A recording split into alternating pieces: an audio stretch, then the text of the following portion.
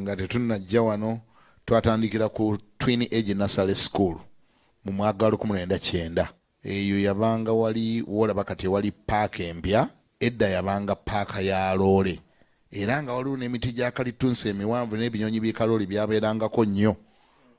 Kaakati bwe bajjawo eyo paaka ya loole ne bazimbawo eyo paaka empya, kati bali bagizimba ku mulembe gwa meeya Town Kiraka gwe bayitanga Christopher Yiga, ne batusiguukululawo awo n'akasomero ne bakamenyawo. Era awo abamanyi omusumba gwe bayita Patrick Musoke omumpi, Bishop Patrick Musoke owe Makerere, kati ye twali naye awo. Kati batugobawo mu kasomero ne tugendako Makerere, kakati ne tuvaayo ne tugenda mu ssomero lye bayita lino eryawano ku Owino baliyita batya Nakivo Settlement. Wali twabeeranga nga mu Twin Age nga tulinawo lunch hour services, lunch hours, obuweereza bwa lunch hour tubuluddemu nnyo. Kati bwe tuvaawo ne tugenda lunch hour ne tuziteeka mu Nakivo Settlement. Eyo twamalayo ndozanga mwaka ne batugobayo ne tugenda mu ssomero eriddako wali emabega lye bayita Nakivo Blue Primary School, naye twaliyokko.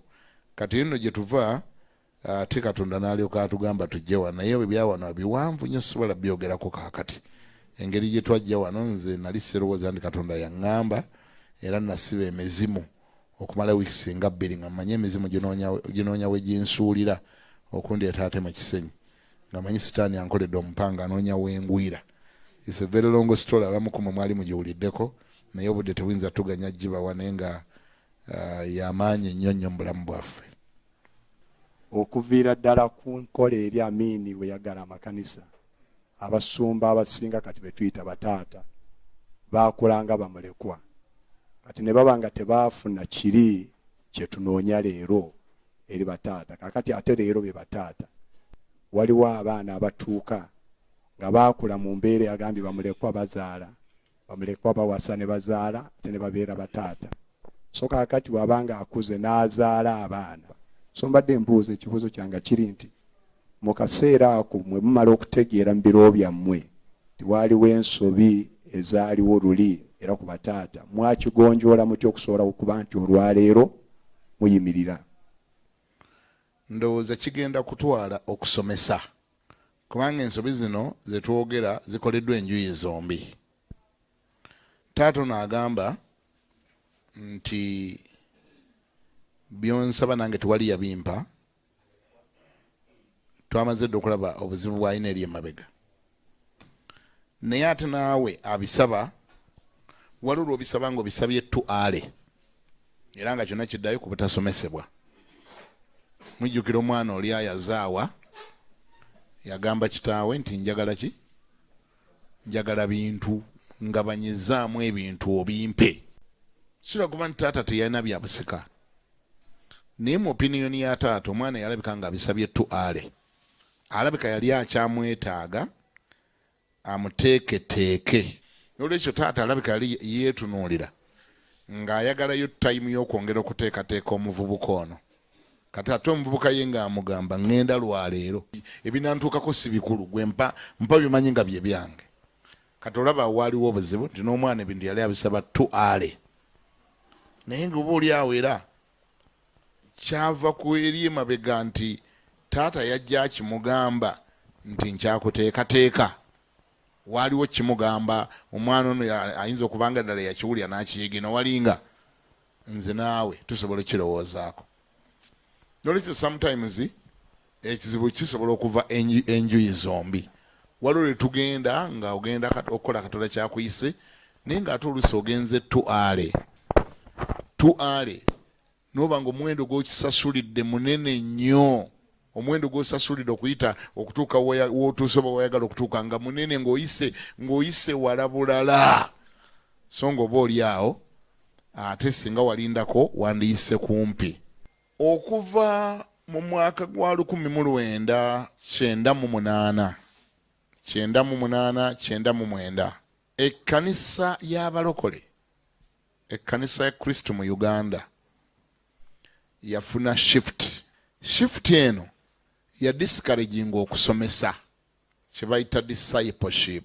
tewabadde discipleship mu myaka 2 agayise. Kanisa ebadde n'okubuulira kungi nnyo naye ng'okusomesa kutono nnyo. Okubuulira kungi nnyo, okusumula amafuta kungi nnyo.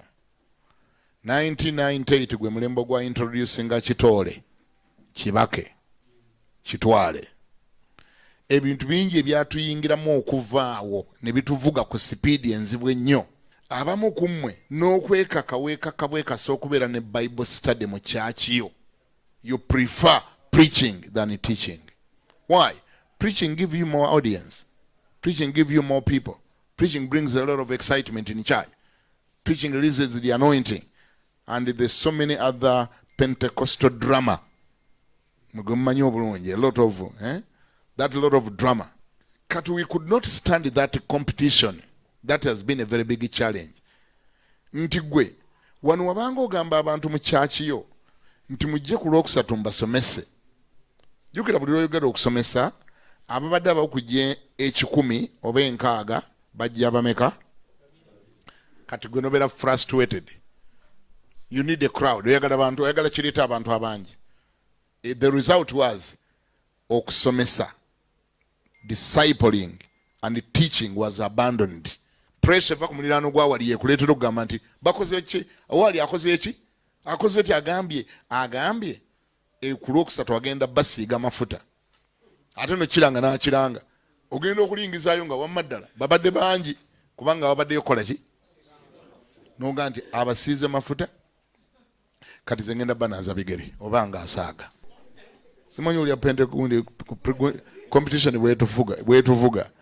Kuba nawe kunoonya wakapya. Oli yaba koze ki? Yaba naaza bigere ngenda banaaza nkwawa. Ekyo kintroduces ebintu bingi nnyo mu makkati gaffe. Nti kati tebanaaza bunaaza nkwawa oli agamba n'okuga nti muleete obupale baawo abanga akutawaanya ayenda muleete nika muzireete wano zisiiga amafuta naye bwadde bwayenda. Era abantu bajja mu kyaki ennaku zino mu makanisa agamu nga obupale abakazi babulina mu handibaaga balinze pasita wagenda okubuyitira babwanjire wali ku kituuti babusimbira ino pasita abusiiga amafuta aloge babba abo obwenzi.